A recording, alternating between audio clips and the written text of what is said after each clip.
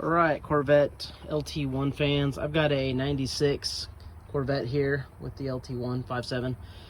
And what happened was the belt came off. The belt broke. I put a new belt on it. This is a new belt. And almost immediately I started getting a code P0118. When you look that code up, what that is referring to is a coolant temp issue. So I just bring that up, if you had a belt break recently or you're replacing a belt and all of a sudden you're starting to get that code, this is probably going to be the most applicable to you.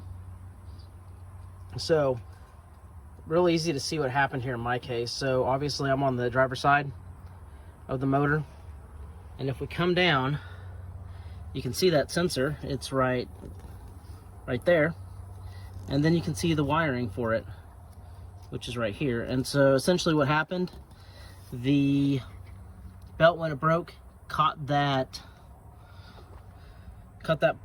sensor right there, like right below the hose, and busted it off. So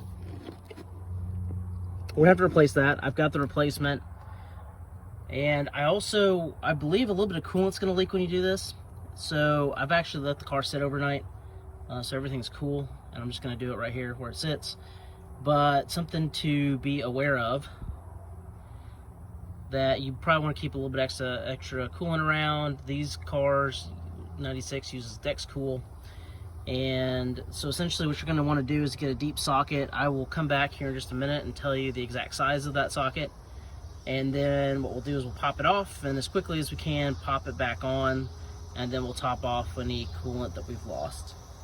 But again, that code is P0118, and I believe that's the sensor it's referring to. If not, we can come around to the other side of the car.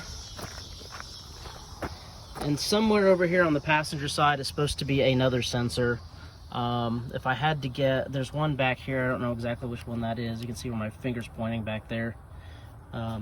Essentially, the thing to know about that, these codes are, there's two sensors, right? One, and that's why I'm pointing this out, there's two sensors. One sensor is for the digital gauge, and one is for the analog. And the digital one is obviously the one that the computer is using. So when the computer detects a problem, then it's going to start firing that.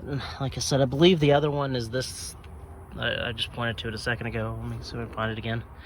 I closed the video accidentally, so I just want to make sure that I mentioned this. This other sensor, I believe, is this one here. So if you follow the dipstick back under here, you can see it's that little guy there where my finger's pointing to, that with the cap and the one wire coming out of it. But again, that one would be more for the gauge if the gauge isn't working.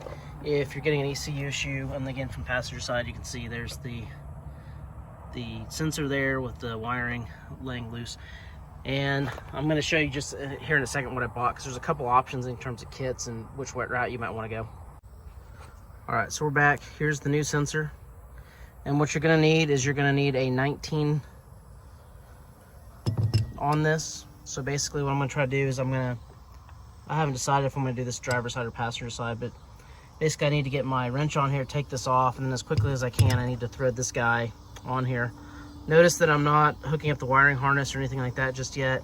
I can pull that back. I've still got, here, I'll just show you. I've got plenty of working room outside the car to wire that back up. And so I'll crimp all that on, and then I'll hit that with the plug here in just a second. But that's, like I said, what I'm going to do is I'm just going to pull this as quick as I can, try not to lose too much coolant, and then slap the new one back on. All right, so here's the old sensor that's out. This one ended up being a 21 instead of a 19. And when this stuff comes out, it comes out at a pretty good pace. You can see here, this was almost full a second ago, and now we're down there a little bit. So, I mean, definitely be ready to throw. As soon as you get the other one in and you just turn a few threads, it'll stop. Just be careful when you're tying that thing in. It's going to feel snug the whole time because it's got this thread sealer on it. Basically, you just want to kind of turn it until basically you can kind of look and just make sure there's no, maybe one thread left. Just kind of get it in there nice and good. So mine's in there nice and good now. So all I'm going to do is take these two wires here. I'm going to use these splices that are included in the kit. I'm just going to splice these in, connect this up, and then I should be good to go. All right, so last step's probably fairly intuitive, but I'm gonna go ahead and say it anyways. The last thing I would do before I consider this thing fixed is go ahead and crank the motor, get it started, and then I would just look for leaks around that fitting that we threaded in there. And then also make sure that that code's cleared. If the code's not clear, if you have a code reader, you can clear it yourself, or you can go to like an AutoZone or something and they can clear the code for you for free. So, but a code reader, you know, like Amazon, you get one for 20 bucks that'll hook up to your phone and clear it out. So that's the last thing I'm gonna do is just do that and check for leaks. If you did have a leak, obviously a couple things you could do. One is to take the sensor off, go back and get a replacement. Maybe the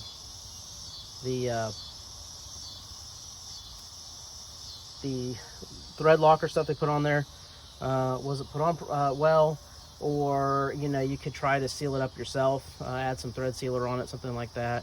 But since that's going into a coolant cavity and going to be exposed, you really need to make sure that you've got that all locked down. So until next time, I guess until next time.